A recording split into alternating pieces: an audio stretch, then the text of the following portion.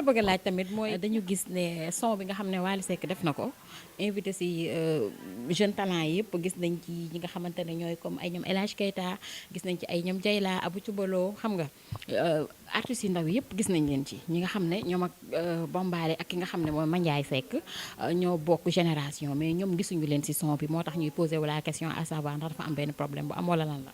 man loolu lan laa ci xam man déjà man yëguma woon loolu xam nga donc man yëguma seen problème te xam nga affaire famille la te yéen la plupart yéenay déclenché affaire yooyu quoi si mais man ngeen di laaj. non mais dinañ la ko laaj parce que c'est normal tey nu mu tuddati Mandiaye tey yaakaar naa mook Wally bokk nañ ci deret tey buy def loo xamante ne jeune talent yi dañ ciy bokk moo ci gën a yeey moom Bombali wala avant kenn.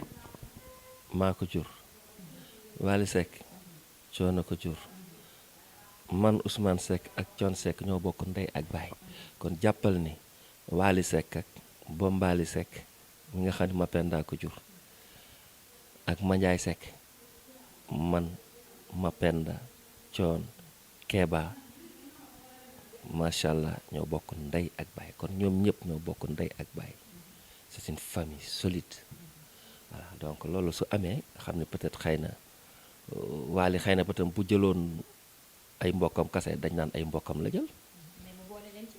waaw mais est-ce que aussi yeneen yaa ngi ci kanam aussi am na yu bari yu nekk ci kanam du rek lu muy def daf ci war a boole xam nga kii am. mais moom moo leen ci woowul wala ñoom ñoo si bëggul a bokk. lu ma ci xam man loolu fekkewu ma ko xaw ma ci dara parce que yàlla ba da ngay dem ci Wally xam nga yu bëri yeeg ma koy laaj wala nga dem ci Wally. su ma demee ci Wally li ma ko war a laaj dinaa ko laaj tey yow laa toogal. wala nga dem ci Bombale wala nga dem ci Mandiaye man boo ma laajee loo xam ne man la concerné maa lay répondre direct. yow son bi ñu koy waaj ak yooyu yëpp yëgoo si dara wala yëg nga ko. non yëguma ko mais c'est pas forcé que lu war a am dama koy yëg man dama def sama carrière xam nga la ba ñu am ay doom yoo xam te ñoom ñu ngi def seen propre carrière en solo ñoom tam dañuy jël seen responsabilité c'est normal. lu ñuy def daal duñu la laaj dañuy defal seen yoonu bopp. non am na yoo xam ni bu ñu ci soxlaa ñun seen papa yi mën nañu laaj mais nag dañoo toll ci ñoom it moment boo xam ni dañoo war a di jël seen responsabilité à moins que mu nekk ay grandes décisions yoo xam ni dafa laaj nag nga concerter say kilifa c'est pas grave. mais loolu grande décision la parce que boo gisee tey lu tax ma lay laaj di si insister ndax gis nañ ci yow mi waroon nga si mën a bokk parce que gis nañ ci ki nga xamante ne mooy Fallou Dieng te Fallou Dieng yéen a bokk génération gis nañ ko ci gisuñu la si gisuñu si Mapenda Seck gisuñu si. mais dañ ci war a gis ñëpp parce que loolu xajul ci benn kii tamit benn morceau la de bul fàtte loolu. benn morceau la waaye kenn du côté jeunesse bi du yéen seen côté jeunesse bi mooy ñoom Mandiaye Seck yow seen côté yéen ñi ténor yi gisuñu leen si aussi moo tax mu bizarre. mais benn produit nga bëgg a boole génération yëpp loolu mënul nekk. mais moom loolu la def parce que produit bi génération yi bokk nañ ci ndax bu si kii bokkee non ñëpp bokkuñ ci mais tey mënoon na leen ci boole quand même wala yow nga jëmmal par exemple ñeneen ñi si famille bi wala mu woo Mandiaye wala Bombali mu jëmmal ñi bokk tamit si famille bi. loolu yëpp ay mbir la yoo xam ne mi ngi ci kanam. parce que Wally aussi macha allah xale bu ambitieux la donc te xam naa ni affaire bi mën na dem ba dépassé ko te it nag mën lépp def ko nag yàlla rek ko mën te yàlla sax defu ko yàlla dafa am yu mu def dafa am yu mu bàyyi ko nit ñi tamit yi mu xam nga ku ci nekk am na mission waaw bu fekkee ni benn morceau la boo xam ne morceau boo xam ne du mat sax 10 minutes wax dëgg yàlla compréhension war naa mën a daw nag sincèrement voilà.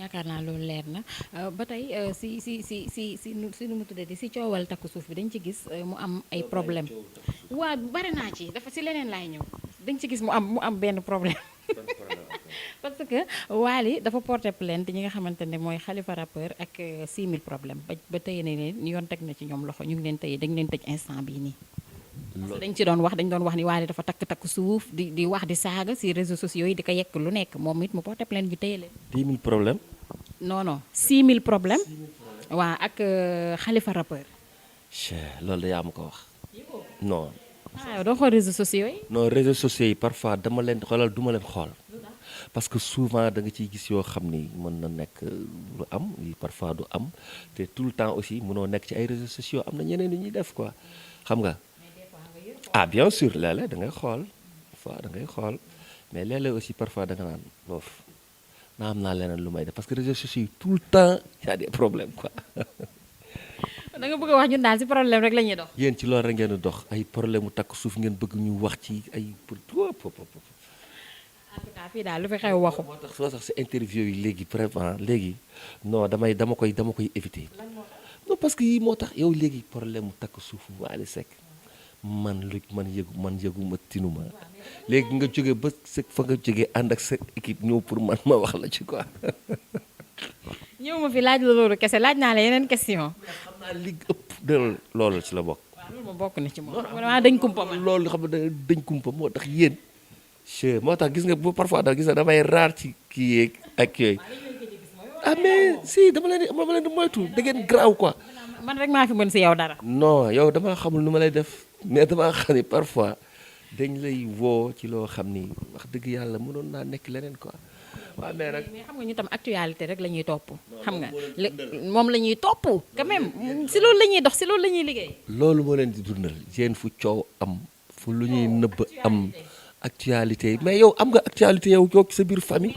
mais man je suis personne. ah tu es mais tu es quelqu'un quand même. man duma Wally Seck man duma Ousmane Seck duma star ci réew mi comme yéen. mais nag star nga ci li ngay liggéey sa caméraman yi ñi nga àndal ñoo xam ñoom ay star dañ ci. mais man sama actualité intéressé wul kenn. artiste tout le monde est artiste ci li muy def donc pourquoi yéen toujours da ngeen di ñëw rek ci ñi xaw a am tur tuuti rek pour di xam nga di wane seen vie di dugg ci seen. wanewuñu ko de ñoom ñoo koy wane ñun ñu toppaat ci. 18 yi mais nit ku nekk tam am nga sa secret am nga sa looy dund sa vie personnelle boo xam ne tamit bëggoo sax ku ci wax xam nga vie privée la.